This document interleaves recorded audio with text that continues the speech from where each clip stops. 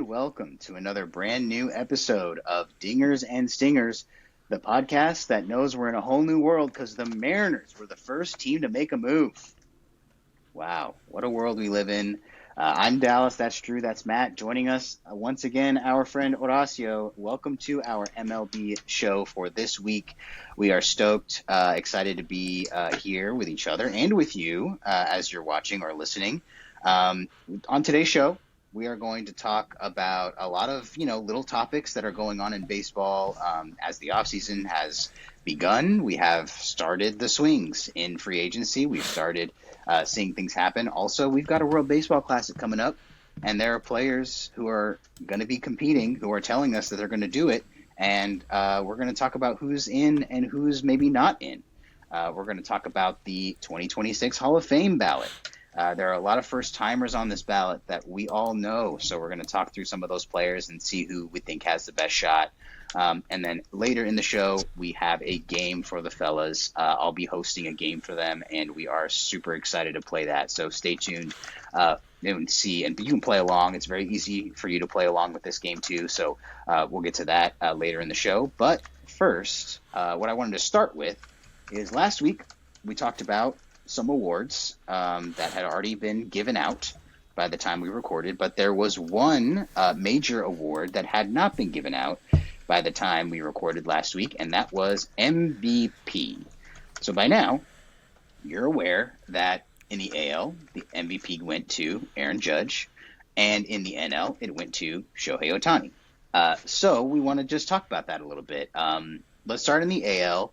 Close race that was reflected in how close the vote was.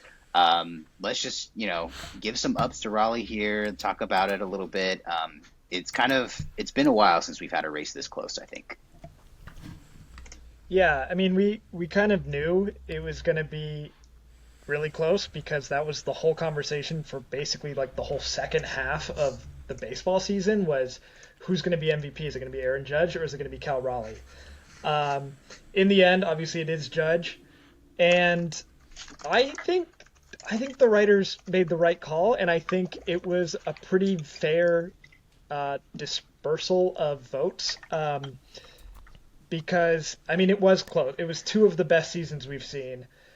Cal Raleigh deserves all the credit for having the best offensive season we've ever seen from a catcher, and playing catcher, we've talked about it before on this show, like it means something extra. It's a lot tougher. Aaron Judge just plays the outfield, and even then he's not all that strong in the outfield, and then he also played a lot of DH this year, so there's that argument. But in my opinion, this was the right decision because besides home runs, you look across the board, Aaron Judge was a better hitter by kind of a wide margin than anyone else in the American League this year. And I think it was just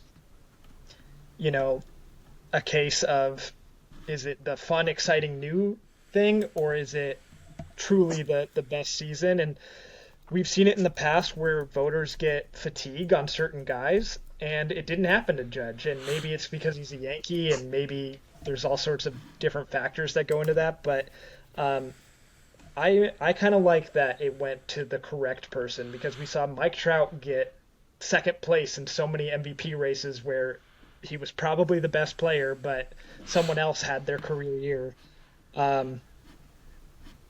But yeah, that's my take on it. But all the props in the world to Cal Raleigh. Yeah, I don't know. I get what you're saying too, because it is true. In most offensive categories, it was Judge, right? And that can't be disputed. It's simply the numbers. And at the same time, I feel like when there's already a precedent set that like Aaron Judge won MVP only a couple of years ago based purely off the fact that he had set a home run record and not because he was technically the best hitter in like all categories. And I just wonder like why does that only matter in certain seasons versus, something like this? Like, was it truly that the gap in everything else was so large for Judge and Raleigh? Because obviously, like, Judge was the best hitter. But I'm just saying, like, it feels like sometimes the home run thing matters more than other times. I I guess I'm asking that more than stating that. I'm genuinely curious what your thoughts are because it just seems like, I understand the best player should win, right? If all things are taken out of it, MVP is the most valuable player, the best player should win. But at the same time, I feel like the league and the voters have already kind of set precedent for a certain type of way of voting. And just like you're saying, Mike Trout did lose a lot of MVPs to guys having career years or guys having specifically like season great years. And I don't know. I'm curious what your thoughts are on that because we're not going to see what just happened probably for like a long time, in my opinion. And what yeah. Judge did, not saying it's going to happen regularly or frequently, but like I could much more likely see Judges being replicated than Cal Raleigh's. Yeah, I hear what you're saying, and you're talking about the 2022 MVP race where Judge won after he hit 62 home runs. I would have probably given it to Ohtani that year because Ohtani hit and pitched, and we're going to talk about Ohtani in a minute.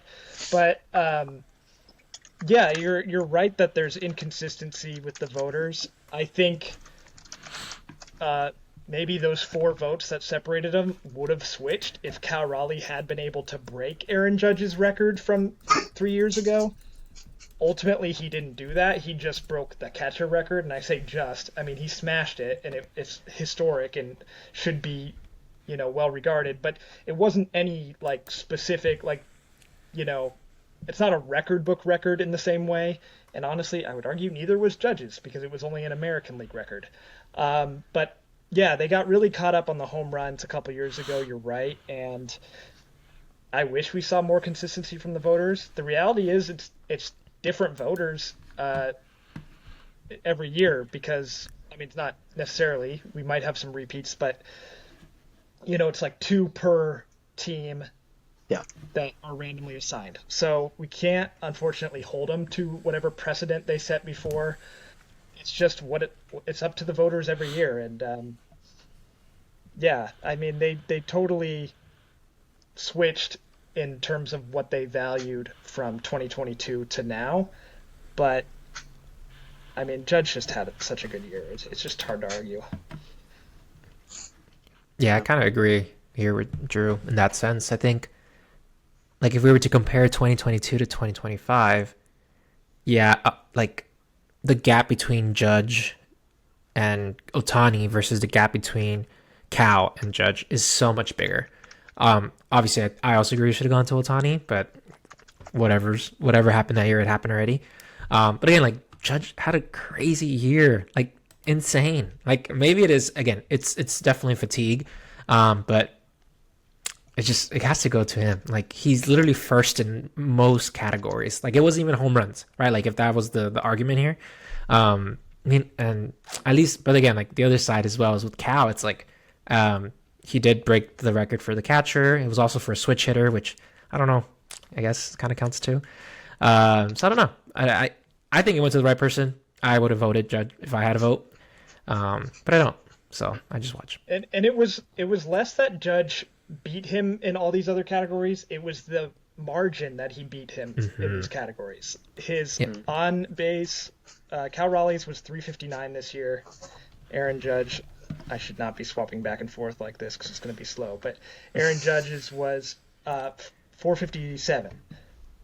His WRC plus was 204. Cal Raleigh's was somewhere in the 160 range. So like, Cal Raleigh had such an amazing year, but Aaron Judge at the plate specifically just had another unworldly year, like he had in 2022 and 2024 when he also took home the MVP. So do you think then that the MVP, I mean, the answer is going to be yes, but like I'd be curious how like severely you kind of rate it. It's heavily offensively skewed then, right? Like, are we even looking at defense? Like, is it kind of like basketball? Like, no basketball player is ever going to win MVP off of their defense. They may win a Defensive Player of the Year. They may win some other accolade, but they're never going to win the MVP. MVP will go to someone who averages a lot of baskets. And in the same sense, is that kind of what we're going to just say for football or baseball at this point is Hey, you got to look Absolutely. at, OPS, RBIs, home runs. Yeah, I mean, it's always been an offensive award. That's not going to change. Defense, I think, is always seen as like a bonus. Like, and by the way, he's a really good defender. And it's like, okay, cool. But offense is just so much more important to winning games. And I know defense has its moments, and I know defense is valuable. And that's what they have the gold gloves for that. And they have, like WAR builds in defense. And you see Aaron Judge's WAR being over 10 and being a bad defender. That just goes to show how crazy how crazy of an offensive season that was. So I think it will always be an offensive award unless they give it to a pitcher, which they do from time to time. In which case, it's just about pure domination. I think also, at least, sorry. I think, what was I going to say? And I think Judge even he basically had a noodle arm like for the second half of the season. So literally all his numbers were relying on his offense. Yeah, I think the closeness of the vote reflects how close it was, and I think yeah, I think it was a good showing for Cal Raleigh for sure. He won some other stuff, some other awards, Player of the Year for some outlets and stuff. So did not go uncelebrated, but yeah, I think ultimately the closeness of it was the remarkable thing here. Speaking of close votes, a vote that was not close by any means was the NL MVP vote. Ohtani won again, is his fourth, and all of them have been unanimous. So what do we make of a fourth unanimous MVP for Ohtani? Does it mean anything more that they're all unanimous, or is a fourth MVP a fourth MVP? I mean, it just goes to show his domination, because only one other player even has more than 3 MVPs. Barry Bonds has 7, so he's only the second player ever to get to 4. The fact that they're all unanimous, I think it just is like an extra highlight on it. Where, by the way, there was no doubt he was the MVP that year. Which, I mean, when you reference historical seasons, do you ever talk about how many votes they got for MVP, or do you say they got MVP? I don't know Right. how we'll really care about it, but the fact of the matter is it's 4 MVPs. I don't see him slowing down. As long as he keeps pitching and hitting at these levels, how could anyone compete for that award in the National League? So, Barry Bonds could be seeing some company pretty soon. Damn. Okay. But I mean, Barry Bonds is better because he hits more home runs, remember? For Barry now. Bonds the GOAT. He had some help in his later years, and I'm team Barry in the Hall of Fame, but there was some aids. Yeah, I think at least in terms of Ohtani, again, it's just same. Like it's very similar to Judge. It's just we cannot get fatigued about this. Like this is quite literally like generational stuff. And it's again, like you said, the only thing that's gonna stop Ohtani is if he's hurt. Like, and even if he's hurt, right? He can't pitch. We've seen what he does offensively, just offense alone. So again, it's really hard to think what another player has to do in order to beat him. Because again, they could have an equally good offensive year, but then you find out that Ohtani logged in 120 innings and did 20 starts or 25 starts because they're on a 6-man rotation. Like I don't know. It's a unicorn. Like this is just how it is right now. Will it ever be like this? No, probably not. I don't think there's another Ohtani out there. Yeah, if there is, tell me who it is right now. So because I, Get his that's baseball who cards. I, yeah, that's who I want to know about.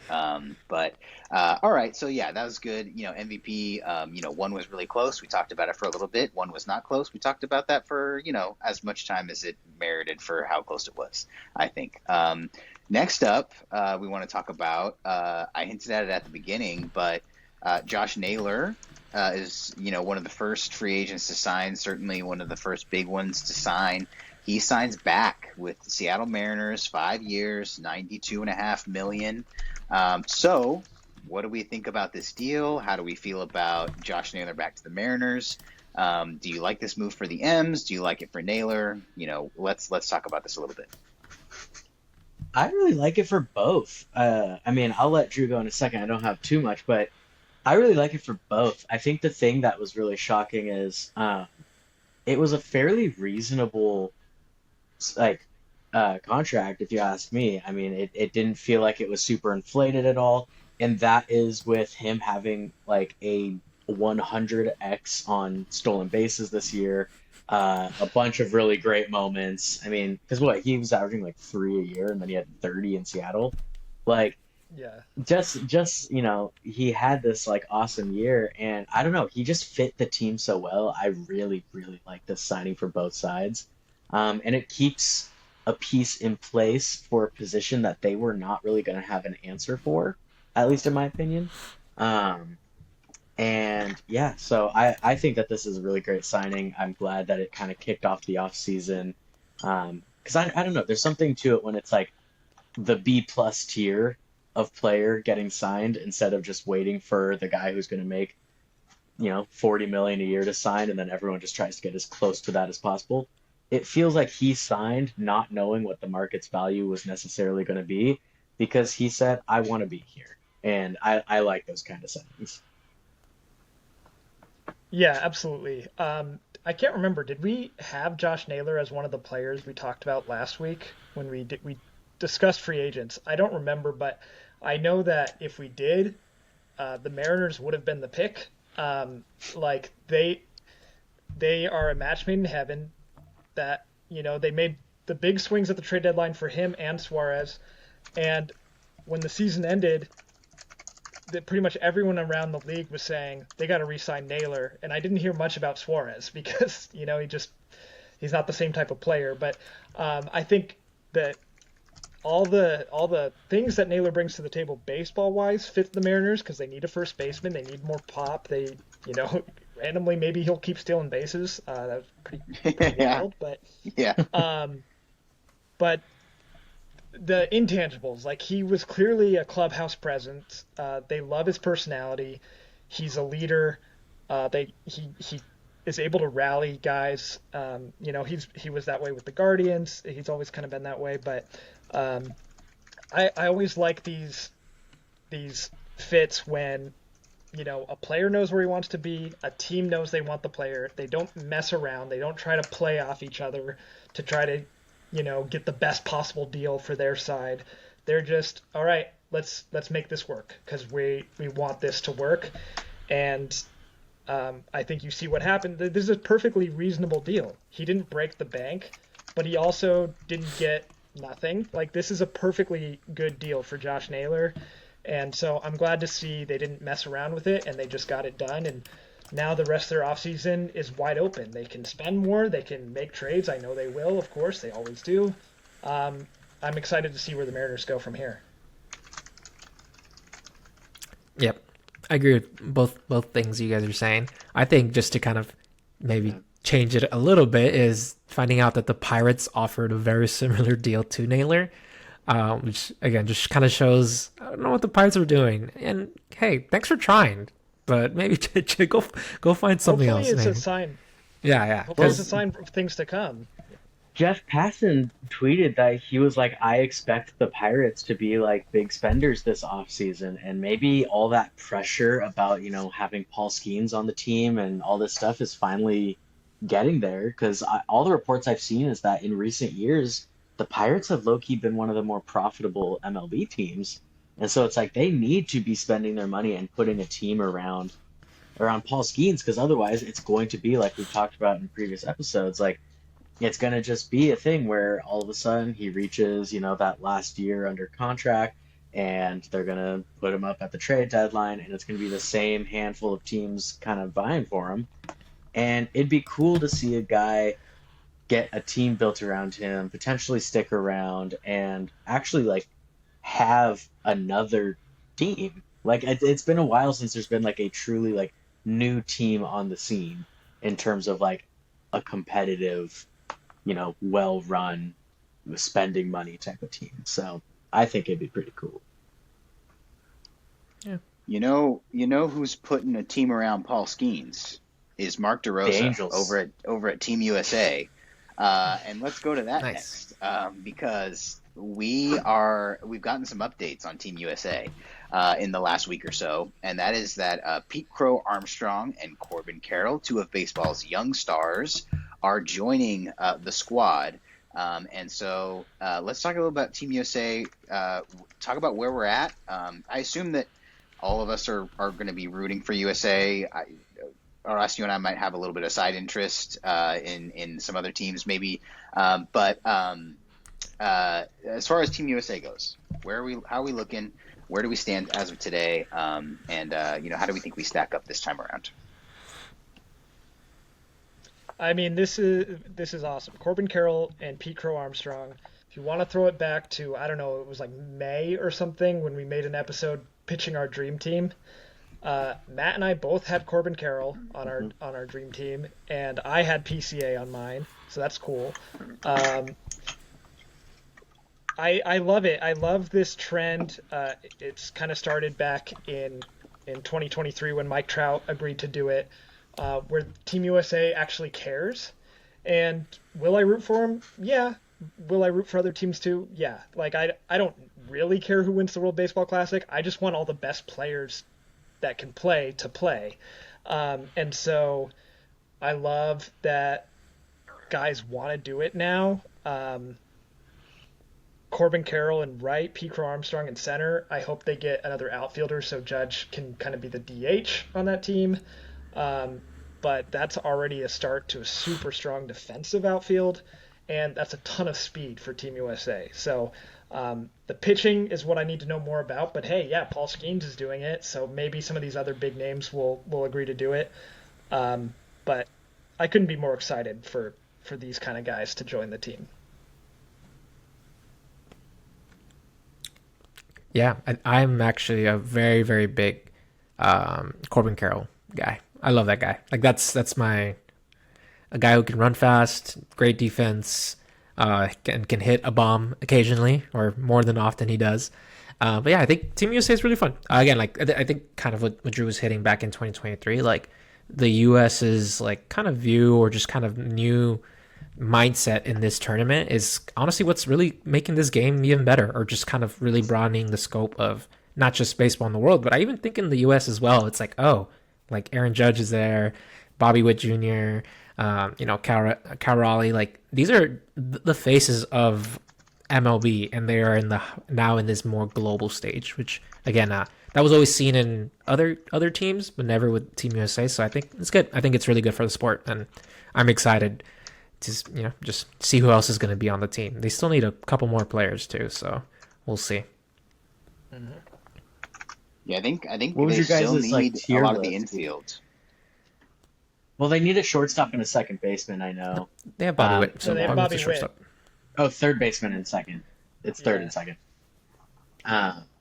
What would your guys' tier list be for World Baseball Classic teams this year? Or this year coming up then. Because I mean, Like obviously how it's good they are, or how much? I like them? no. Like, who do you want to win? Like, give me your top three in order. Who would you want to win? Dominican probably is number one for me, because they keep they keep not winning, and they're the baseball country. I know all these countries are baseball countries, but like there's more Dominican guys than any other country besides U.S. guys in the major league. So I want them to win most probably. And then like just maybe not Japan, just because they keep winning it.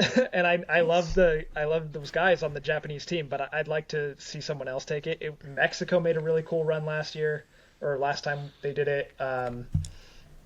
So they would be cool. I won't be mad if Team USA wins. I won't be mad if Puerto Rico wins. So sorry, I'm not answering your question exactly, but I think Dominican's on top, and then kind of trickle down from there. Yeah, I don't care who wins either. I mean, Mexico would be really good if they won because it was just so much fun last 3 years ago. Just Randy was like, oh my God, Randy was amazing. Yeah. Patrick. But yeah, I think. I honestly kind of want Puerto Rico to win. I think that's my my kind of team that I'm rooting for. Sadly, that Kike is not going to be there, but I do have one more stake in this, and that is Team Nicaragua is in it as well. That's where my dad's from, and we got Dusty Baker. He can't play, but he's going to coach the hell out of us, and that's a great start. Hey, maybe he can. Maybe don't get wrong. Yeah. Dusty, go throw a couple innings for us. That's awesome. Yeah, fun managers too, all around. So it's going to be a lot of fun to watch those guys in the dugouts. Just have some fun as well, and get really competitive about it because for a lot of these guys who are playing that are not American, like a lot of them have said, and we've talked about this before on the podcast, but a lot of them have said that they would almost prefer, or not almost, but would prefer to win this over the World Series. This is as or more important to them to win the WBC. So, yeah, I like Dominican the best too. I'd like to see them win. It was fun to watch USA win that year. They shouldn't have won that game. It wasn't the final, but it was close to the final. It was really fun to watch that. But now I'm like, okay, I like all these guys, and it's time for them to just dominate their way like they can. And so I would like to see that happen. But, they run up against some tough competition. Especially now that USA is all in, that doesn't help things for anybody who thought they might win. But yeah, so I don't know, Matt, who do you think? Who do you want to win? I feel like I'm kind of rooting for the DR, if not America. I mean, America's fun just because, it's a lot of players we recognize. It's pretty much just like the name brand team. But DR is going to be so much fun. I think they would probably be my top rooting interest at this point. We'll see kind of where the rest of these guys fill in because I have a few, favorite players, but none of them have really declared for the tournament yet. So we'll see. Well, Tatis will be there for DR. For sure. Tatis will be there for DR. I would be shocked if he wasn't. But I mean, I love Jackson Merrill, and he had, everyone thought he was going to be like a core piece of this Team USA, and he hasn't said if he's going to play yet. And now their outfield just filled up, so I don't even know. So we'll see. We'll see. All right. So we already mentioned, we know for sure Kike Hernandez is out for Puerto Rico. He had shoulder surgery post-World Series, so he is not going to play for Puerto Rico, which is a bummer. He's always one of the more exciting, fun players to watch over there. But more newsworthy or like headline-y than that is that for Japan, we haven't had confirmation that Ohtani, Yamamoto, and Sasaki are going to play yet. I assume that they will, announce that at some point. But there is some discussion around, the Dodgers potentially intervening a little bit or at where they can. I read that they're not allowed to stop them from playing, but they can impose, the major league teams for these players can impose like pitching limits, like pitch count limits, inning limits, whatever they want to. And the national teams will have to follow those. So my question is, before we move off this topic, is do you think that that's something the Dodgers would do, or is that something do you think they should do? I'm interested on a Dodger fan perspective on this. But yeah, what do you guys think? Horacio, you take it. Sure. I think the Dodgers will let them. I think the Dodgers are Team Japan, right? Like that is their image. It would be very bad just market wise, if they did not like, for no reason, again, they will allow them. They have to. But I don't see why they wouldn't. Maybe out of all three of them, I think maybe Yamamoto or maybe won't pitch, or maybe even Ohtani won't pitch, and maybe we'll kind of be like that bullpen piece. Maybe even Sasaki. I think Sasaki needs some innings. He needs to figure it out. So I think they'll throw him in there for sure. But yeah, I think they'll all play. Maybe just very limited in terms of what they're gonna do. I don't think it's gonna. They're really good. I think they'll be fine if Ohtani can only hit or pitch a couple innings here and there. Well, and there's already like tournament limits, right? So like the first round, the starting pitchers can only go like 40 pitches or something like that, and the second round it goes up to 60. So it's like already more limited than like any regular game. And I think you nailed it when you said like that would be such a bad look for like what the Dodgers are trying to do, because it makes a bunch of fans upset, especially a lot in Japan, and then also it's like, oh, what, back-to-back World Series wasn't enough? You have to protect these assets with like bubble wrap because what if you don't win a third straight World Series? Like I just think the fans would, Dodgers and otherwise, would kind of have an uproar over that. So, I mean, you see it, like obviously freak injuries can happen, but players from all the different MLB teams play, and in general, they like it. It excites them. It gives them real competition. I think it's a good thing. Yeah. Mm-hmm. Yeah, for sure. I think those guys would love to go out there and play again. I wouldn't, be opposed to having another moment like we got in the last championship. Maybe this time it's Yamamoto and Judge up there, or Sasaki and whoever else from Team USA you want to name, but Will Smith. Yeah, exactly. Maybe some teammate on teammate crime there, like we saw in the last one. Because don't forget, Ohtani and Mike Trout were teammates at that time. Let us not forget. But yeah, so hopefully these guys will show up and they'll be able to do what they want to do, whatever that looks like. Okay, so last topic before we go to our game. The 2026 Hall of Fame ballot was released in the last week, and there's some first timers on there that we all kind of know pretty well. They include Ryan Braun, Edwin Encarnacion, Nicole Hamels, Rick Porcello, Howie Kendrick, Matt Kemp, Hunter Pence, among others. And so I wanted to just get your guys' thoughts real quick on who among the first timers do you think has the best shot at eventually making it. We know that baseball's hall is super small. Write that down in a rap. That kind of flowed. But yeah, so we know that. And so, not all these guys are going to make it. And so who's got the best shot here among some of these first timers, do you guys think? None of these first timers are going to make the Hall of Fame. I was gonna say, based off of the names I saw, I was like, these guys aren't getting in over the log jam that currently is the MLB Hall of Fame.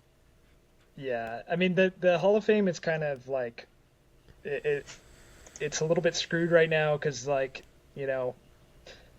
they didn't let any of the steroid guys in except for the ones that they did, and then the logjam is somewhat cleared, but there's these guys just don't meet the threshold. There's MVPs in here, there's Cy Young awards in here, there's World Series moments in here, but there's just not the full body of work that's a Hall of Fame career.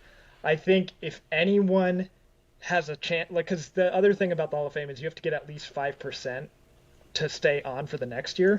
Mm-hmm. So I think that's going to be a bigger question for some of these guys, who's going to stay on. I do think Cole Hamels will stay on because he had some crazy longevity and had some big moments. I think someone like a Matt Kemp could potentially see that 5% threshold in a year like this where there's not a ton of super strong candidates. But realistically, I think most of these guys are going to be one and done, and you tip your cap because it's an incredible accomplishment to make it to the ballot by itself. That means you played at least 10 years in Major League Baseball and did enough notable stuff for the writers to consider you. That's awesome. But yeah, none of these guys are going to make the list for me. Yeah, I agree. It's just there's too many in front of them that it's just not going to work out right now. I think from those numbers, at least, I think Cole Hamels for sure. I had their faces right now. I totally forgot him. I'm going to throw in Nick Markakis in there because if you look at Nick Markakis' numbers, you're like, oh man, you're kind of nice. You played on some pretty good Oriole teams and some pretty bad Oriole teams. And I think he was with the Braves for a little bit too. So yeah, one-time All-Star. It's kind of hard. It's like a one-time All-Star getting Hall of Fame. It's like the Hall of Pretty Good. For sure. Yeah. So then that's where it's like you could probably these are a lot of Hall of Pretty Goods for me. I would love for Matt Kemp to be there, but it's just not. Hey, you're a great player. You were so much fun to watch, which is for a lot of these guys. And it's okay. Like there's just a little bit more better players than you guys are, and that's just how the game is. And you know what? Matt Kemp is in the Hall of Horacio's memory, so that's all that matters. Rick Porcello. He's not here. He's here. He's everywhere. Right. Like, if I'm fortunate enough to have kids someday, and I'm talking to them about Rick Porcello, they're not going to be like, but he's not in the Hall of Fame. I'm going to be like, Cy Young 2016 and deserved because they won't know. Yeah. Exactly. The last thing I'll say on that is I'd love to see the Edwin Encarnacion bust have the parrot. They'd have to put a parrot on it. They have to include the arm and the shoulder there so that he could have it. All right. So let us, close the book on the news of the week there. A lot of stuff, but a lot of fun to talk about. But we have a game for you guys today. Again, this is a game that's really easy to play along with, too. So hopefully out there in listening and viewing land, you're playing along. So we're just going to play a game of guessing the player. That's the basic thing that you're going to be doing. You're going to be guessing which player I'm talking about. So you're going to be given 3 teams, and it's basically 3 tries to guess the player. So the first team will be the team it'll go from least games played to most games played. So this player played for the first team the least in their career. The second team, they played for the second least of these 3 teams, and the third team is going to be the team they're most famous for playing for. Before I give you the first team, I'll give you their positions they played in their career, and then you'll get the team. So, and then I'll also give you the amount of games that they played for that team, so you can kind of gauge how many seasons, things like that. That'll help you out. These are guys that you will all know the names of when they eventually get guessed, and so keep that in mind. I'm not trying to trick anybody here. These guys are going to be that. And just the last thing to keep in mind here is that the first team, I do say it's ordered from least to most games played, but the first team that you get isn't necessarily going to be factually the team they played for the least amount of games. I wanted to keep it a little fair and, at least get them some good amount of games in there so you would have seen them play for this team. And that's another thing about it. These are all guys that have played while we were all watching baseball. You will have seen these guys play a game, either on TV or in person. I do believe.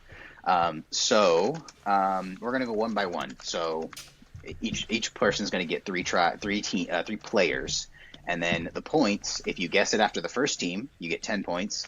If you guess it after the second team, you get 8 points, and if you guess it after the third team, you get 6 points. And then you'll each get 3 players, and then I have a tiebreaker in case we need it. So, any questions about how it's going to work? Did you have an order in mind of which one of us is going to go first? I'm going to start with you, Drew. I'm going to start with you, and then we'll go in order of my screen here. So we'll go Drew, and then Horacio, and then Matt. So we're going to So we don't need my order. random wheel spinner? Okay. If you want to I'm use ready. the wheel, that would be great. We would Do just we would just start. do I get any lifelines being the NFL guy on this podcast? You get. Can I phone, text, phone a can I friend. text- Phone a friend. Can I text my good friend Horacio?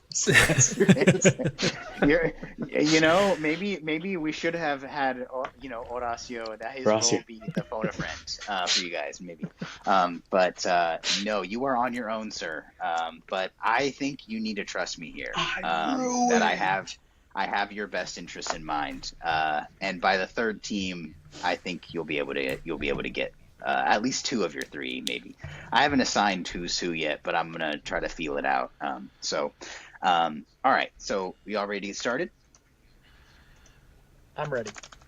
All righty, Yeah. let's go. All right. So Drew, you're up first, and here is your first player. Okay. Okay. His name is I'm just All kidding. right. It's a he. Okay.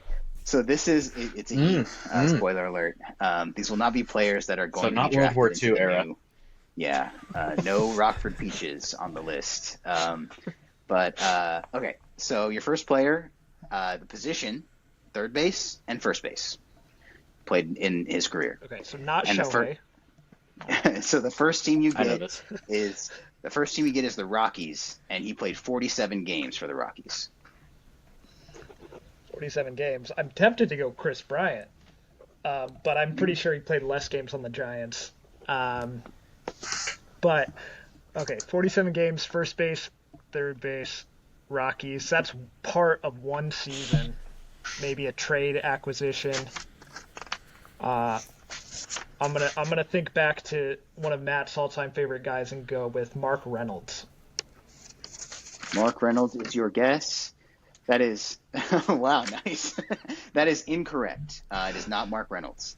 All right. Your Good to know. second team that you get is the Reds, and this person played 184 games for the Reds. So Rockies 47, All right. Reds 184. DJ LeMahieu. 184 No, for it's the not Reds, you said? Yeah. So that's and I like should more mention, than one season. Yeah, I should mention while you're Yeah. thinking, another rule is that there are no negative points and no penalties for guessing wrong. So guess as much as you want. Okay, first and third baseman played a tiny amount on the Rockies, played a little bit more on the Reds, multiple seasons worth of games on the Reds.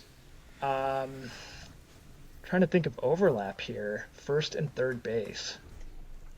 I'm going to take the Rockies out of my head for a second.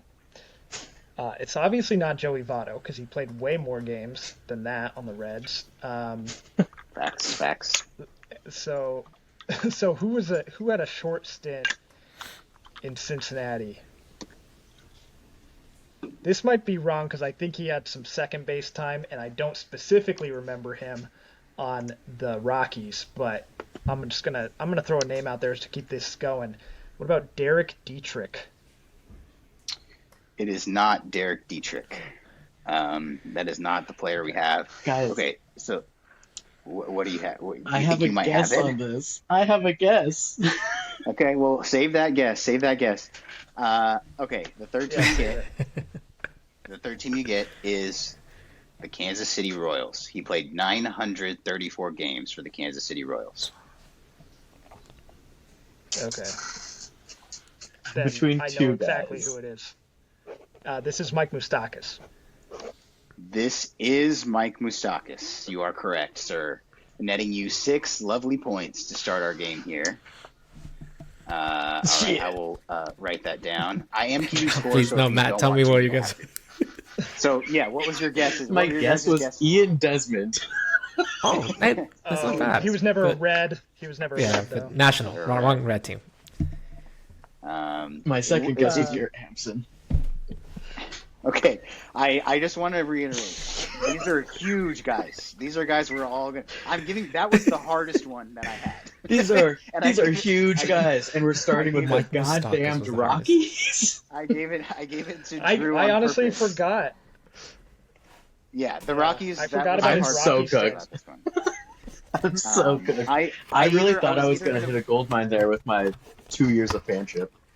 I was either going to put the Rockies or the Angels for the least played team, but I didn't know which one would be more mean. So I chose the Rockies because he played more with the Rockies. But anyway, all right, that was a great first round. So let's keep it pushing. I said Horacio goes next, so here is your player. Okay, so this person's positions. This person's positions were first base and DH.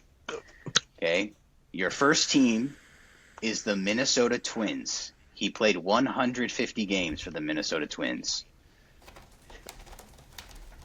This is all from Baseball Reference, by the way. Positions and games played. Shout out.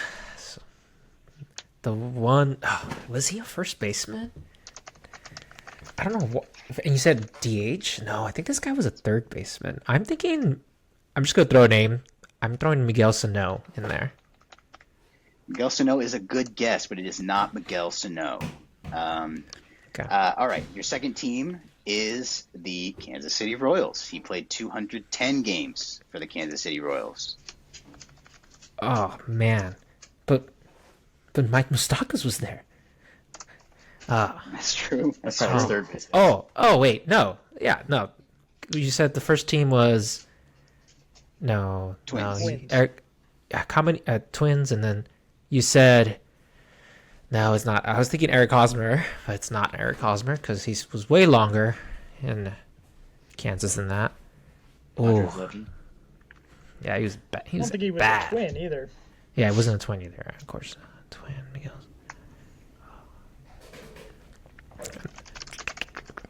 Kansas City first baseman or DH? Was he in Kansas? I have to skip this one, Dallas. I can't think of it. Actually, let me. What's his name again? Can I? No, I can't look up a name. Huh? Can I look up a guy and see how many games he played for? 184. No, I forget. I literally, he just played. He literally played on the Twins. This. Oh no, he wasn't. No, I don't know. Give me third team. Okay, no guess on the second team. Let's go with the third team. No. It is the Guardians. He played 1,495 games for the Damn Guardians. it. Okay, I know who it is, but I forget his name right now. No. Oh. Okay, think rock and roll.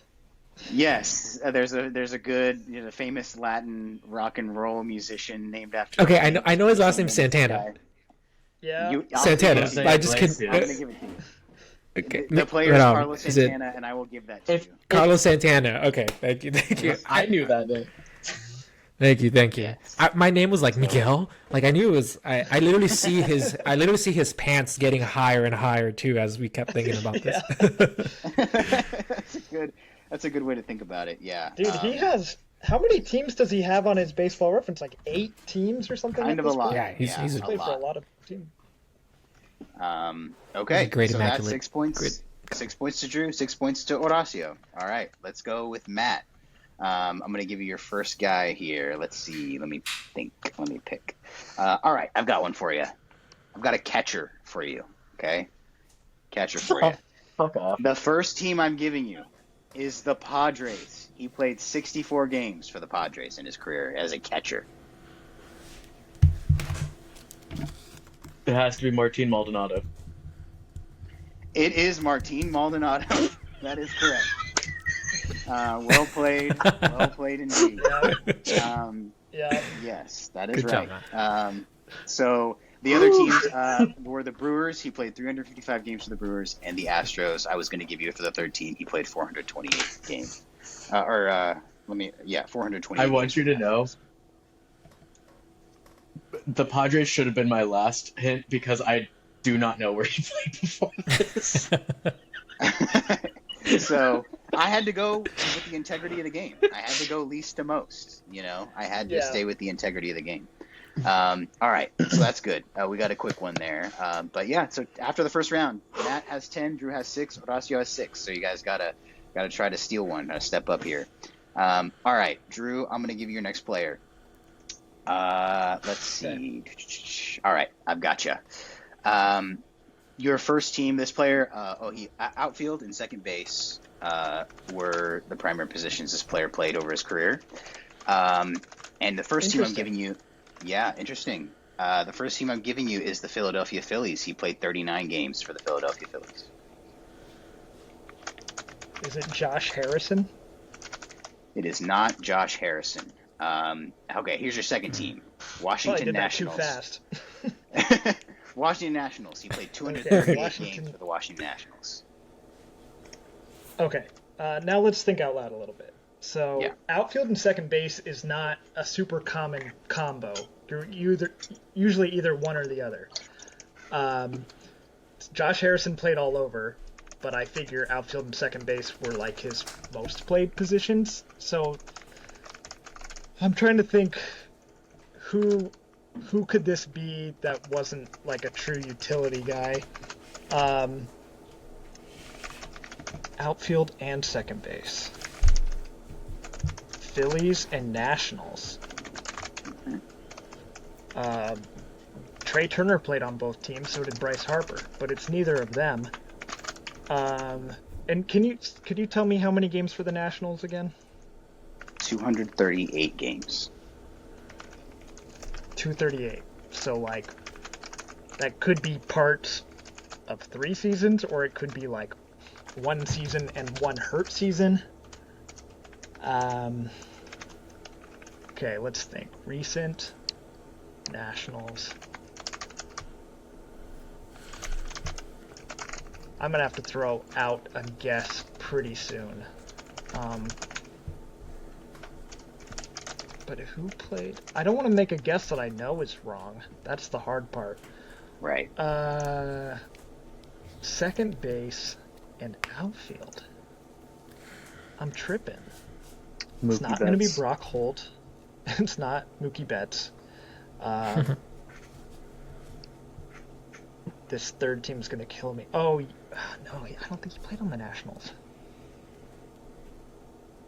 I'll do it anyway. It's not Whit Merrifield, is it? It is not Whit Merrifield. The third team I'll give you is the Angels. He played 1,081 games for the Angels over his career. Okay. Outfield threw me, I think. But this is Howie Kendrick. This is Howie Kendrick. And like I said, this info was coming from Baseball Reference. Left field was on there, so I put it on there just in case you needed it. But this is Howie Kendrick. Yes. Hey, newcomer on the Hall of Fame ballot. Yes, we just talked about him. So that's another 6 points for Drew. Puts him in the lead for now. And let's go to Horacio, your next guy here. I am going to give you this player. Okay.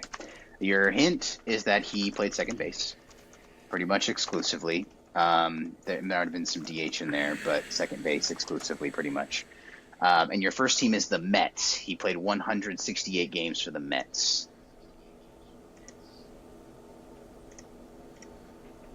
That's such a random amount. He literally just played basically a year. Okay. So What thinking position? of second baseman for second baseman I. So it's not Daniel Murphy.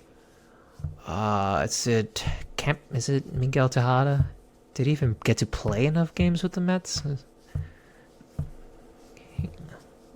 But there's multiple teams, so it can't be him because his career was over after that.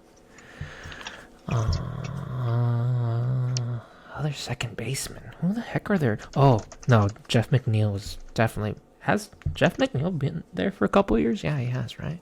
I don't think he's ever been on another team. I don't know. So I won't throw a name just because I don't have any. So we'll go with the second team. Okay. Second team is the Seattle Mariners. He played 704 games for the Mariners.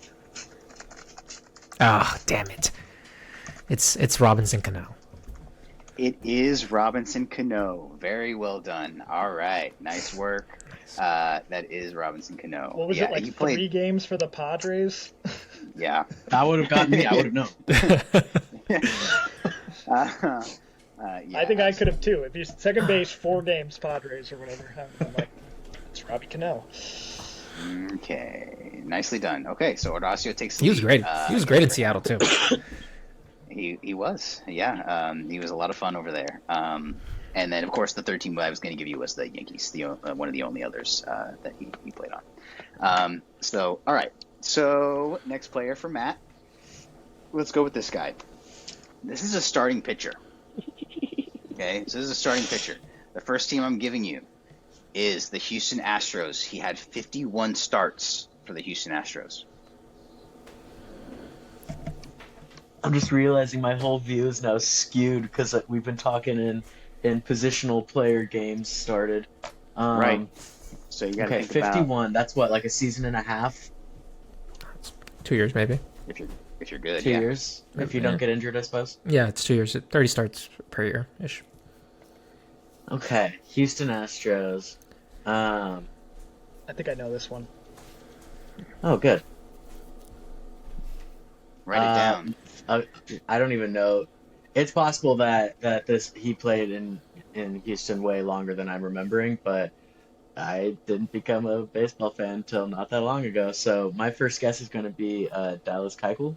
It is not Dallas Keuchel. That is a good guess, though.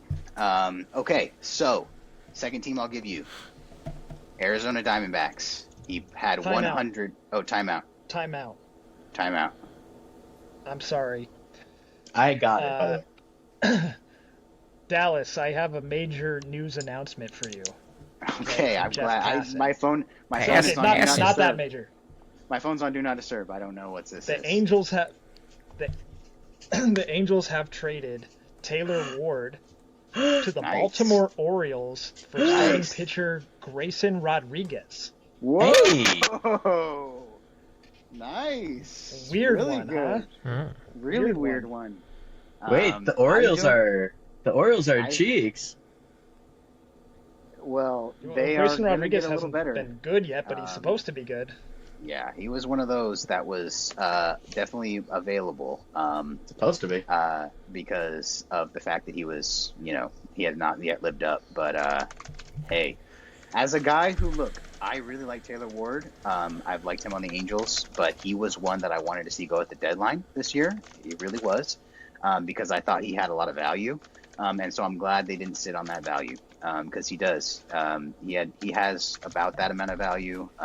And I think in the middle of the year, I think he had more, especially to a contender. He would have had more, but now is just as good a time as any. So I'm with that.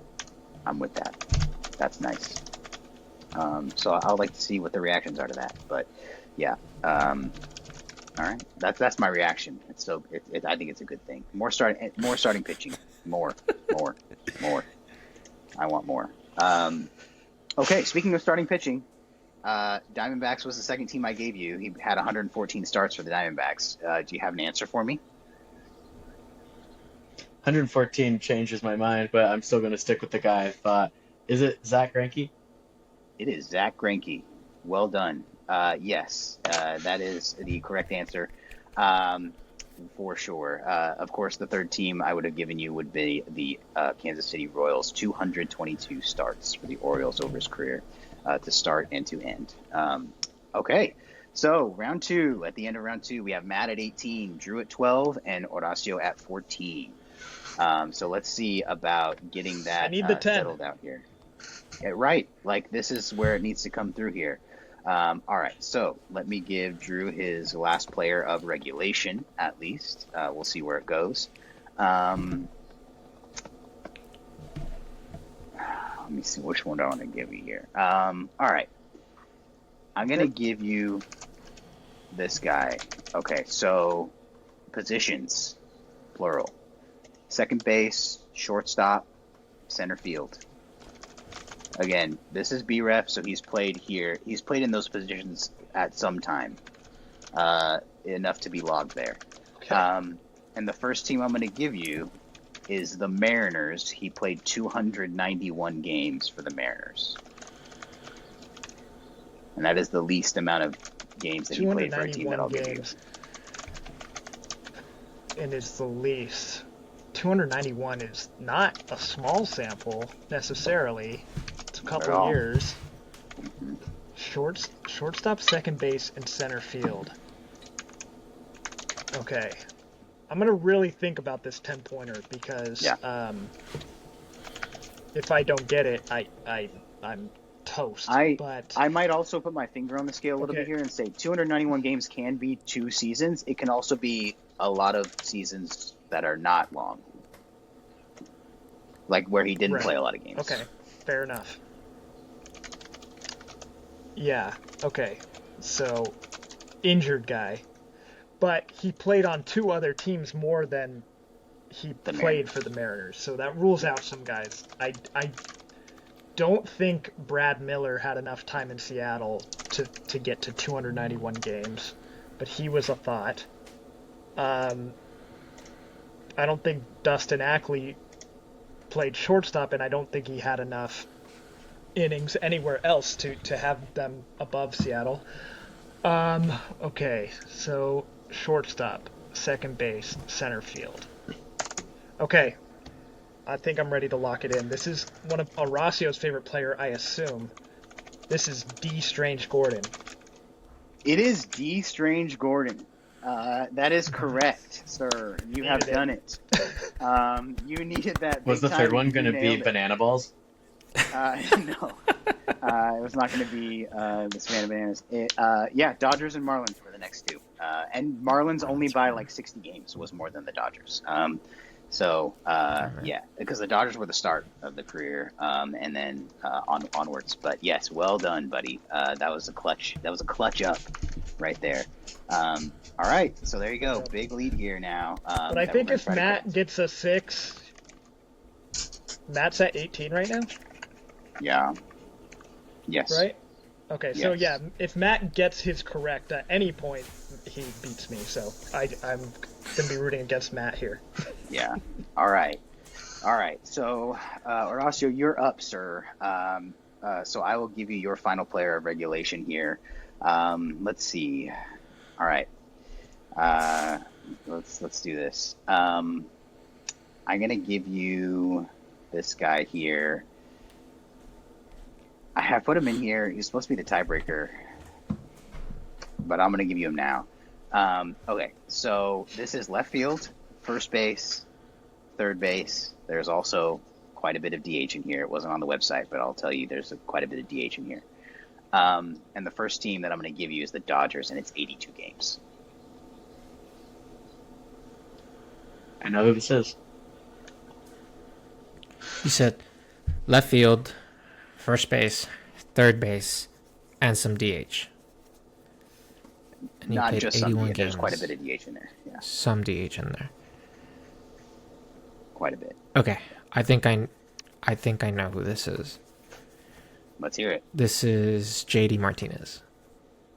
It is not JD Martinez, unfortunately. Oh. The next team I will give you, which will give it No to infield. you, Yeah.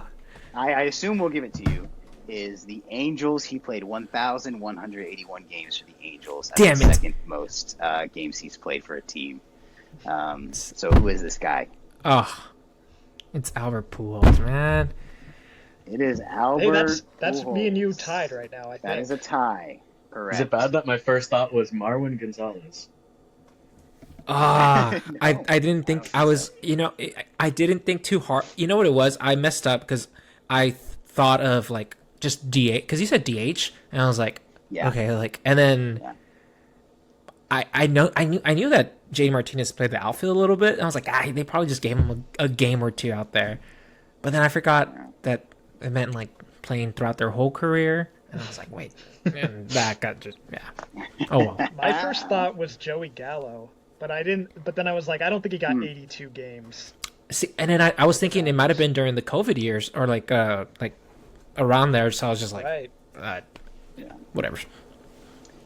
And if anyone's curious, he played over 1,800 games for the Cardinals as well. That guy played for a long time. All right. So, Matt, here it is. Can you take the win, or are we going to go to a tiebreaker between Drew and Horacio? You would have to go over on this. You would have to not get it. So let's see. I am going to give you this guy. The positions I will give you are third base, first base, and DH. I am going to give you the first team, which is the Seattle Mariners. 65 games for the Seattle Mariners. Give me Rowdy Tellez. It is not. It is not Rowdy Tellez. It's a good guess. Yeah, I wish that's it fair. were. That's I wish fair. I had thought of that, but it is not Rex Tellez. Okay, the next team I'm going to give you is the Cincinnati Reds. 514 games for the Cincinnati Reds this person played. I think I know who this is, and I gotta say, I'm not 100% sure Matt's gonna get it. Not 100% sure. Yeah, we'll see. I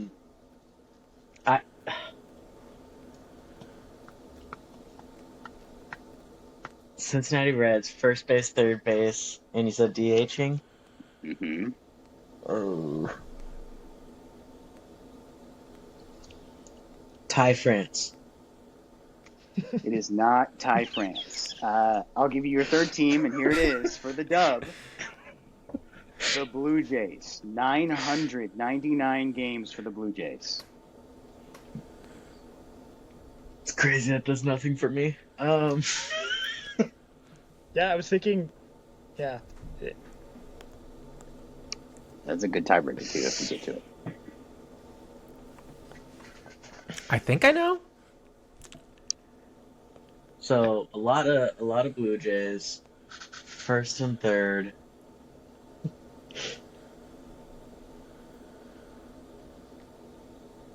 Play for the Reds, play for the Mariners. I really don't know. Say something. Dude, I Don't get sacked on the Hail Mary. don't Say know the something. Blue Jays at all. I don't know the Blue Jays at all. It's Ernie Clement. Dude, it's crazy that was popping into my mind, but that shows my recency bias. Even if it's going to get picked, even if it's going to get underthrown. Long Vladdy second. Senior. It is not Vladimir Vlad Guerrero Senior. Not Vladimir Guerrero Senior, famous Edwin, never right? Blue Jay. It is Edwin Encarnacion. That is correct, Cool. buddy. Got that, That is yeah. the player. It was. Wait, Okay, so we have a. it's insane. Okay, dude, I did not know that guy's first name. That was the first player that popped in my head because I recognized his name from the show, and I was like, I don't know So where tough. he's played, but when you said the Reds, I was like, Encarnacion. I remember that guy. So tough. We were just talking Fuck about. me. Well, and the reason I thought you might not get it is because he was a little bit like his prime was right before you became a baseball fan. So I was like, I don't know if he would like immediately think Blue Jays, Edwin Encarnacion, like you know. I knew him as a Some- Cincinnati Red, I believe. Well, that was That would have before been Blue many, Jays, many years so ago, I think yeah. you knew him as a Cleveland. He was Cleveland. on the Guardians for a couple Yeah. years. Yep, I don't know. he was. For They those have at a home, guy I became now- a baseball fan in like 2017. All right, well, we need to break a tie. Tiebreaker, And I have then, huh? I have a player to break a tie, and so here's the tiebreaker rules. I'm gonna do. It's gonna work the same, Just let me. but you pick guys are them. gonna write down your answers, and then at the end of each thing, you guys can reveal your answers and see, what's what. I think that's the best way to do it, right? Yeah, just If give it's us still- a 3, 2, 1, and we'll If show you it. both, if you both get it on the a tiebreaker, then we'll just say it's tied in honor for honor. Okay. Yeah. All right. Sounds good. Perfect. So write down your answers this time. Don't say them out loud. All right. So this player, positions I will give you are shortstop, third base, first base, and the first team I'm giving you is the Los Angeles Dodgers. 278 games for the Dodgers. Shortstop, third base, first base. 278 games for the Los Angeles Dodgers.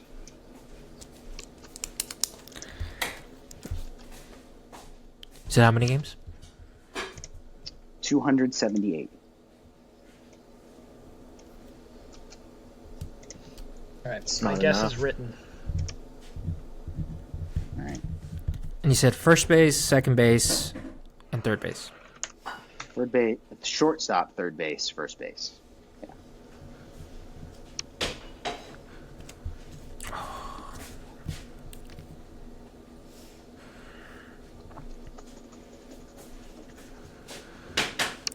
$230.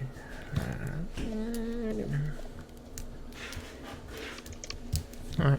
Oh, no. Cool. I'll go with this. All right. All right. Let's go 3, 2, 1. Let's see those answers. Raise them up. Can I see it? Right. It might be too bright. Is it backwards? So we have Nick Punto and we have Drew. What would you write? Hanley Ramirez. Can I tell you this player is Hanley Ramirez? Well played. Damn That it. is correct.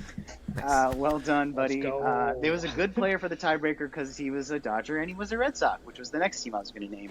But also a Marlin, a Florida Marlin, in fact, of all things. He was a Florida Marlin and a Miami Marlin for 1 year. But yes, Marlin's 943. So First good. base, third base, and shortstop is such a strange mix that it really narrows it down. But it was like shortstop on the Marlins, third base on the Dodgers, first base on the Red Sox was kind of the deal. Yeah. Well, He was there you have it. He was such a good time. That's the game. So Drew wins with, they tied at 22 in regulation. Drew got the tiebreaker. We'll give him 32 because it was a first guess, and that's pretty impressive. Horacio finished second, 22 points, and Matt, you finished third with 18. Not a bad showing from anybody here. Well played. We'll play that game again or something like it at some point for sure. That was good times. It was a must-win for me, being the self-proclaimed baseball guy. It would have been, I had to win. It's definitely it would have job. looked it's like one of those teams that has everything to prove versus nothing to prove, right? It's like you gotta put it out there if you're the guy. Well, that'll do it for our episode though. If you played along, tell us if you beat any of them in regulation. We'd love to hear it. If you were getting those first guesses, we'd love to see if you were the real winner. So let us know in the comments how you did in our game. If you liked it, we'll definitely play more. And let us know your thoughts on MVP, on Hall of Fame, all of that good stuff. Let us know who you're rooting for in the WBC. We'd love to hear it. Thanks for watching. Thanks for listening. Make sure to follow us here on YouTube. You can subscribe is what it's called here on YouTube. I don't know if you were aware of that, but if you follow someone on YouTube, you subscribe to them. And you can like the video, you can share it around. You can also listen to us on Spotify if you're doing chores, taking a drive, and you don't want to do the video. You can listen to the audio there. Big thanks to Horacio for joining us once again. It's always great to have you, my friend. And until next time, we'll see you then. Thanks for listening. Goodbye.